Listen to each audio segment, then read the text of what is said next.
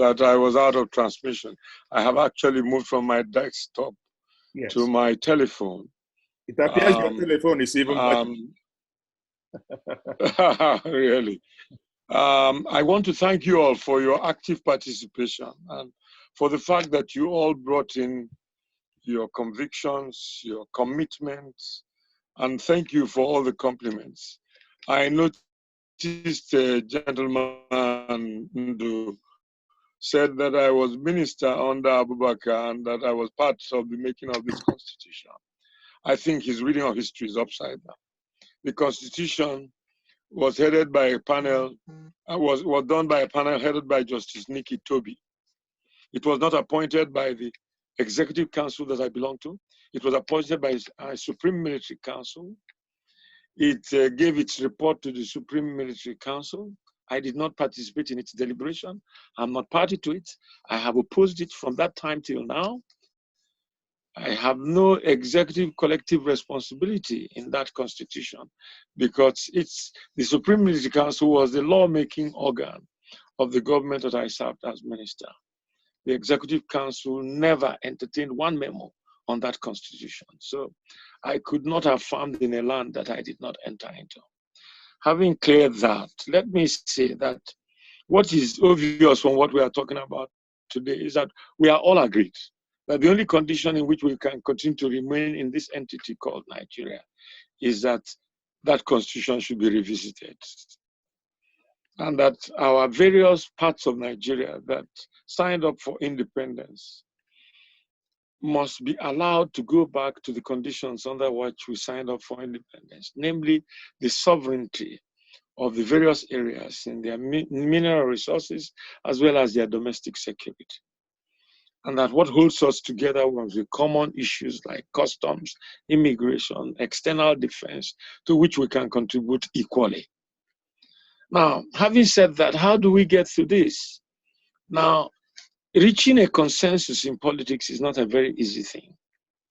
Ordinarily, the best way to reach it is to fight for elections on the basis of these views.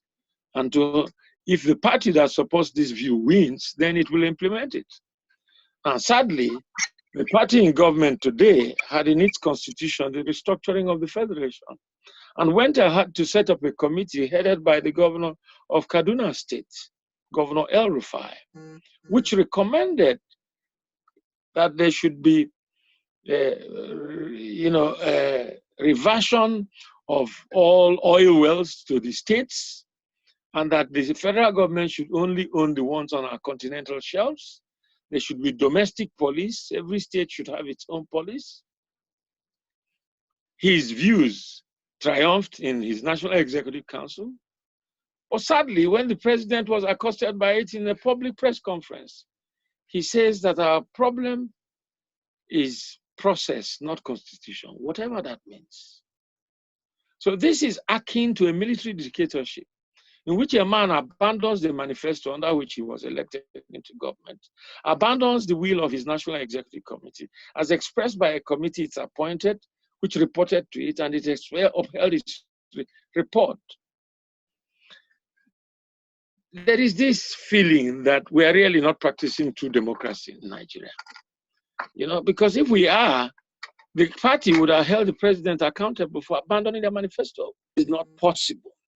What we are doing as Southern and Middle Belt Leadership Forum, you should support us by your various organizations standing up for the resolutions we have taken in our various areas. A majority of the people of this country have declared for restructuring. They have held rallies in various parts of the country with all their leaders and proclaimed for it. They can never be 100%. They may be support restructuring, but the majority do. And politics is all about review of the majority. The majority must have its way. Now, if we can take our political system more seriously and have young people get into it and ensure that the parties live up to the democratic requirements of their existence, we'll be nearer to the solution. If those we elect to the legislature exercise the mandate given them by our resolutions and keep to it, we will have a majority of this country talking for restructuring.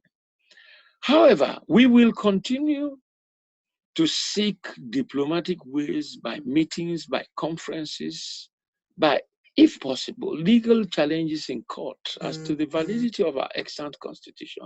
Unfortunately, our courts are appointed by the executive. Even our Chief Justice is removed without compliance with the procedure for removal. And so you can see a country in dire straits, only held by the sheer will of God.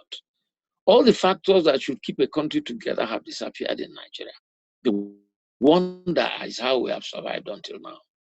It is difficult for our children to believe that there was a time that we had order. When I was discussing education the other day in the television, I told them that I went to a primary school where my classmate was the junior brother of my father's driver. There was no school for the minister's son and another one for the driver's son. The standards were equal in all public schools. Chinua Achebe went to a local school, primary school in Ogidi. Wole Soyinka went to a local primary school in Ijebula and in Ogun State.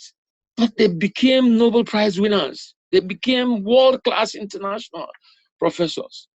Now, the point is that we must take Nigeria back to that stage where truth will be valid, where superiority of argument will prevail, where the common good will endure.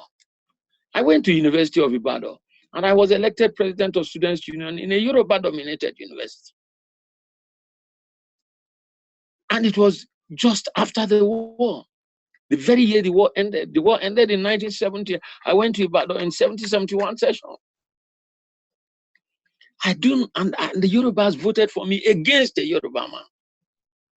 You would have imagined that coming after the war, tribal differences and feelings would have been at its uppermost, at its maximum at that time. But not for the urban and cosmopolitan Yoruba people. In the same way, they made Zik leader of the City Council of Lagos. They made Mbono GK deputy speaker of Lagos. And Zik almost became premier of Western Nigeria. Our youth must come together and be united in ideas. Ideas rule the world. Today, Italy has found a cure for COVID-19. And China claims to have found a cure yesterday. It's not a matter of where you come from, it's a matter of what you profess. I do hope that Tobechukwu and his colleagues will not stop in this commendable effort to promote discussion on these issues. The more we discuss about it, the more we will be able to assuage the feelings of our fellow countrymen and women who have very misguided and false impressions of the concept of restructuring. The truth cannot be hidden. It cannot be hidden for too long. As the Igbos say, when you are preventing a child from taking what belongs to him and you raise your hand up so that his height will not attain the object, at some point your hand will be weak and you'll bring it down. No matter what our president and those who support him do, they will be tired of obstructing the will of the people. The time for a radical restructural change has come in our country. Those who oppose it are wasting their time. Our children are already impatient. They are rearing to go. And it's not limited to the Southeast. It is all over Nigeria.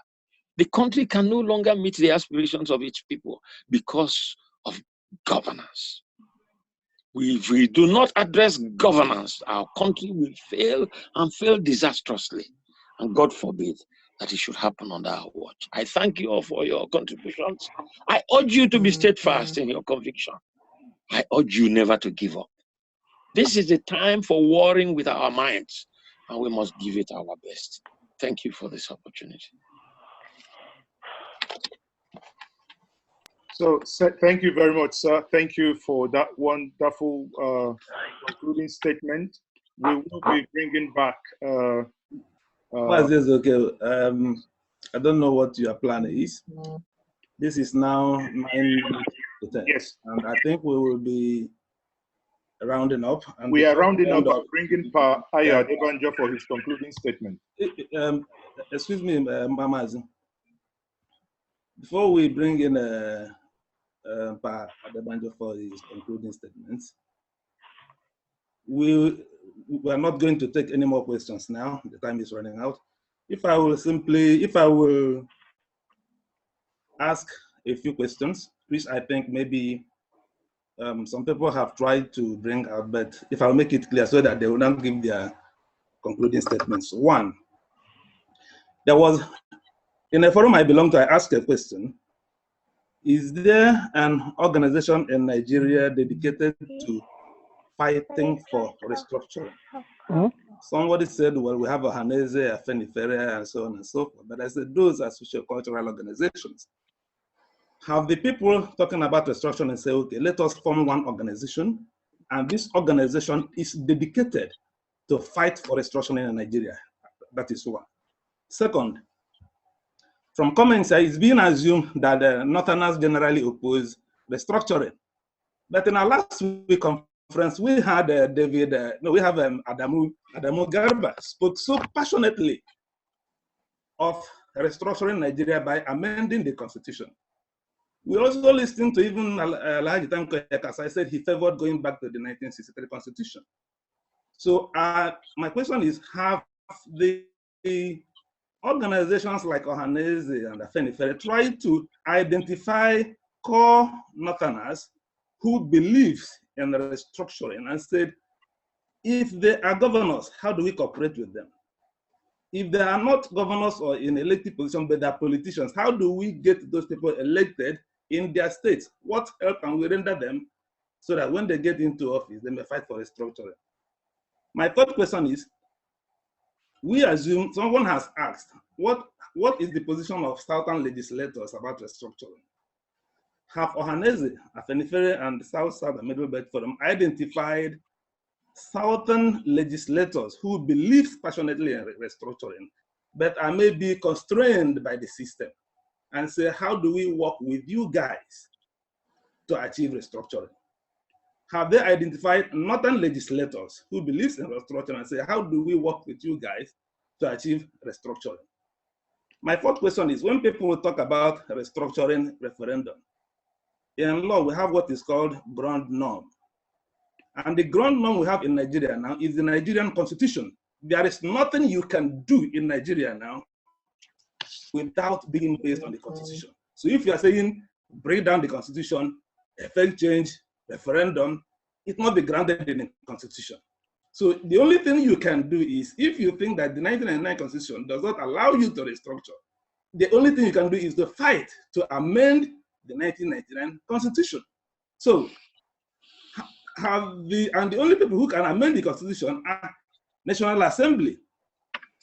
Are all those fighting for restructuring say, let us identify the senators, the House of Representatives who believes in restructuring, and say, how do we help you guys to amend the constitution to help us achieve our aim? The final question I want to ask in this regard is, okay, if we don't have politicians in elected positions now in the South, in the Southwest, is there anything we can do to help the young men to get elected who will fight for restructuring? What can we do towards that? If you are saying, okay, those in diaspora contribute money, if we contribute money, who are we going to give it to? Is there any organization that is existing and say, let me give a final, sorry, please, let me talk about Nnamdi Kanu. Nnamdi Kanu is able to get funds because he is a single person fighting for one agenda, one single agenda. And so people look up to him at this single agenda. This one man, we are giving you money to do this. So if you say, okay, restructuring, is it possible to have one single person in Nigeria say, this is the symbol of restructuring in Nigeria. This is the organizational symbol of restructuring in Nigeria, so that everybody who wants to support restructuring, fund this man, give money to this man, and we will make sure that we hold him accountable, that every money you contribute is being used for restructuring. Can we now say, okay, these are the steps. If we want to achieve restructuring in 5 years, this is what we are going to do in the next 6 months. This is what we are going to do in the next 1 year. This is what we are, because it cannot fall from heaven. There must be step-by-step actions to be taken to achieve this. Has this been done? Have we laid down the steps that will lead us to restructuring so that we can start doing it? Thank you very much, Dan. So I don't know, between Nnia Nwodo, Chief Nnia Nwodo has already given his concluding statement. I don't know if he would want to address that question once more before we go to Paya Devanjon. I think it's getting late now. No, to be honest with you, I don't believe in setting multiple organizations. Political movement for an issue like restructuring must be a movement that speaks for the people. The leaders of almost 5 zones or 5.5 zones or 4.5 zones of Nigeria have spoken up, and they formed an organization. And the basis of the Southern and Middle Belt Leadership Forum is restructuring. And in all these organizations, there are intellectual wings, there are youth wings, there are women wings. There is plenty of room for people to belong to. And to lead it in their various political parties. You cannot have one person come out in Nigeria and say, I'm the apostle of restructuring. Well, this is not a dictatorship. It's a democracy. No, it's the way we got independence was that a number of people got together in Lagos and they began to talk about independence. And from there, they began to form political parties and began to wager for it, began to elect people who confronted the colonial powers. A number of people must be ready to come into the political arena and help these socials of all these zones meeting in their place and taking a resolution. This is where we stand. I mean, of course, there were bound to be people who disagree with this, but the bulk of the majority of the people say we want hands. And this is part of what this program is doing, which is why we're all keeping awake to make sure that we use it to firm the movement. You can start a diaspora organization or Southern and Middle Belt Leadership Forum. You can launch them in every town that you are in and dovetail into the national organization and become the instrument for the restructuring of our federation. We can begin, as we're already doing, when we were forming this organization. There are a number of Northerners who do not belong to the various zones that represent the Southern and Middle Belt Leadership Forum who agree on restructuring. And they have been approaching us now and discussing about how to work with us. And we're encouraging them to form a zonal arrangement in their areas that disagrees with the orthodoxies in those zones so that we can admit them to work with us.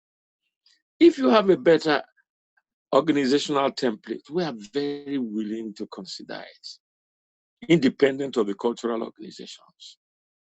Because the important thing is for us to get at the target. It doesn't matter how many organizations are doing it. But this is a political question and it must be solved politically. But do not forget that you can take a horse to the stream, but you cannot force it to drink water. This is politics. Gandhi got independence for India by a passive resistance. It was not a violent movement. The people of India decided not to go to work and not to do anything anymore, and they paralyzed the country far more effectively than COVID-19 has paralyzed the world. It may come to a time when the people of the Southern and Middle Belt Leadership Forum decide that if you don't want us to be restructured, we do not want to participate in any fora called Nigeria, whether it be National Assembly, whether it be common services of any type. And once we do that, that will be the tilting point.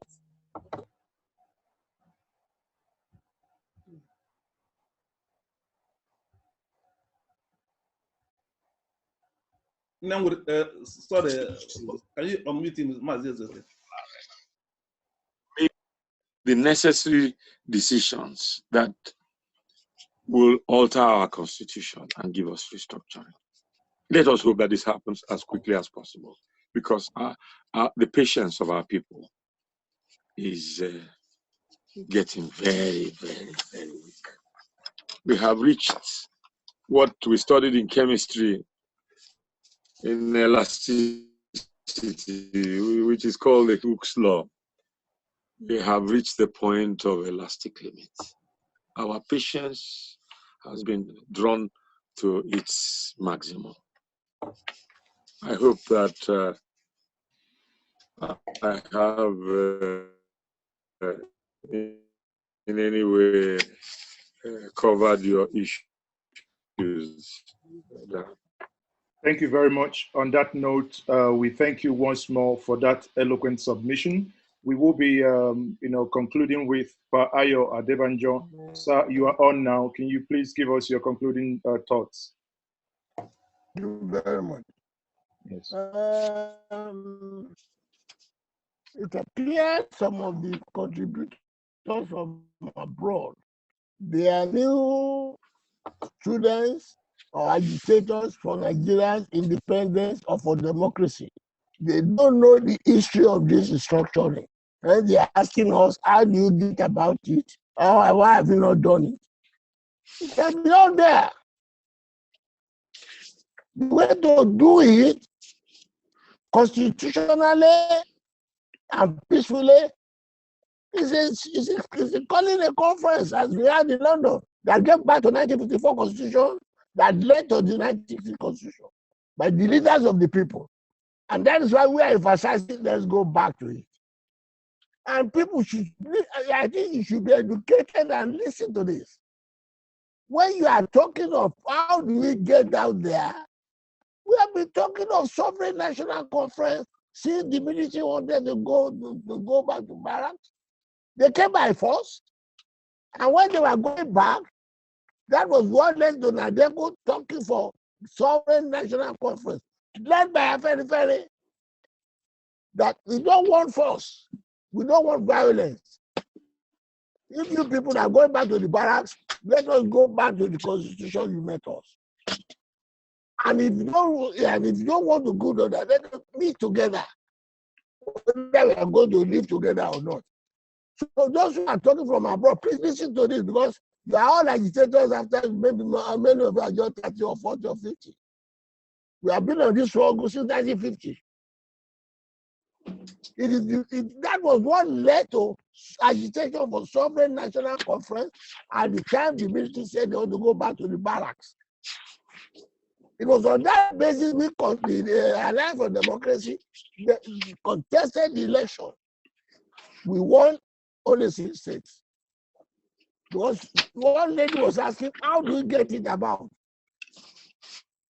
The man talking of going back to the National Assembly, because that's the only constitution. You are talking of contradiction in terms. The National Assembly that you have now is set up under a constitution we say we don't make. It is not our constitution. How can you ask us to amend the constitution which you say is not ours? Because that is the logic there. This assembly cannot. This is not a question of making an amendment.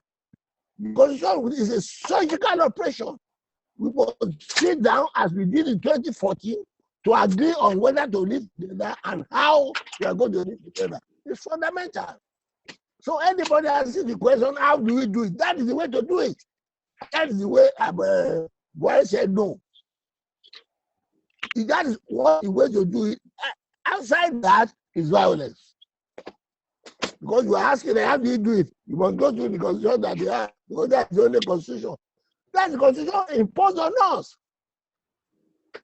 How can you ask me to go to amend the constitution which I'm opposing, or to give me the constitution I want, the constitution that imposes on me? It's illogical.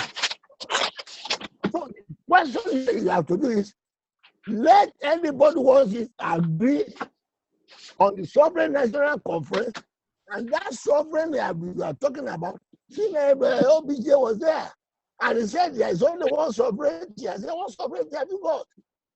And that was what Ango Brick said. He didn't know it is that constitution. It was written by the military. How can you bind us by what you don't take part in? So if you want us to be bound by the Constitution, and don't forget, this is why the late William said, this Constitution is a fraudulent document. You refer to it as our Constitution, you will make it. You say, we, the people of the Federal Republic, are we Republic, are we federal? So everything in our Constitution is fraudulent. So that is why we let us have the Constitution conference to make our Constitution that will be responsible to us and subject to referendum. There's no question of assembly made under a fraudulent constitution or under an imposed constitution to decide how we are going to live together. It was the military that made the constitution. So for us to abide by the constitution, to make the constitution responsible to us, we must make it. This is the constitution made by the military. Our contention is that we are not going to abide by that. We are not going to amend any constitution that is opposed to us. We are going to make our constitution representative. So those who are asking, how do we do it? So that is why we will do the campaign of doing it constitutionally. Those who are talking of how do we do it? The alternative is violence. And that's what I said, that if you don't restructure the country, that's the end of Nigeria. Because it's under restructuring, under Congress, under which we agree, as we had on 2014, that we can live peaceably together. 2014 puts all together all that we need. We passed 600 resolutions there, agreed unanimously. All the difficulties, religion, and everybody forgot it. And we are represented by the best Nigerian can produce. In all the regions, age and everything, labor, judiciary, industrialists, everything we are there. Why don't you go by that? And if you say no, all right, set up your own. You cannot ask us to be amending the constitution that is imposed on us. It is not acceptable. So anybody talking that we ought to have must go by the present legislature. No. The present legislature is a product of what we want to amend. The corruption in the country is made in the constitution, and the present legislation are the products of the corruption. They cannot do it. Okay. Somebody was asking whether the governors are with us on restructuring. They cannot be with us. All the constitution, all the corrupt elements and the constitution, they are the beneficiary. By the time we review the constitution, a lot of what they are doing will not be there. How can we have a constitution where a senator or a legislator is earning more than doctors and lawyers and all that? Well, by a legislator that got into office by corruption. So forget the question of this constitution amended by the constitution. They don't get the right thing. The foundation there is wrong, it's fraudulent. The present constitution and the assembly is fraudulent assembly. And let anybody come out and tell me that we made that constitution. And why do you want to bind me by a constitution I say I don't like? Why do you want me to amend the constitution to suit me by the provision of a constitution that I'm against? That is a question for those who are asking us to, how do you do it? How you do it is to bring pressure, as what we have said. Join us. These governors are asking us, they are not with us. It is that southern leaders that are rallying on our people. Because the present government, the present officers in government are the product of the inequitable constitution. And they will not let this to change. Okay, thank you very much, sir. Thank you for that wonderful submission. I know many of us would want this conversation to continue, myself too. I mean, it's a conversation that we must keep driving, and it's a conversation that we must keep pushing. As I said at the beginning, we have had so many people, and today I'm thanking once more Chief John Nnia Nwodo, the President General Ohaneze Igbo, and Pa Ayo Adebanjo, Elder Statesman and Afanifere Leader. In our midst today, we have Yinka Odumakin former Governor Olusegun Mimiko, Ankyo Briggs, Chidi Onuma, and my moderator today, Daniel Elomba. Myself, I remain Mazi Tochukwu Ezoke. On that note, I will say thank you for joining us today. Keep a date with us. Next Friday, we are working on expanding that conversation. If everything works out fine the way we plan, we might be having the former Emir of Kano, that is Sanusi, Lamido Sanusi, to join us here. That conversation must continue. We must see how we can utilize the opportunity we have today being offered to us by COVID to drive this national conversation that is not happening today. Somehow, we must get to the destination. Thank you, everyone, once more. Thank you for those joining us from all over the world, those watching us from online, YouTube, Facebook. Thank you for keeping a date. Sorry, we have to end this conversation here because it's been 3 hours and people have to go to bed. I know our elders. I can't thank you enough. Thank you once more for joining us. Okay, now I'll say good night, everyone. Remain blessed. Good night.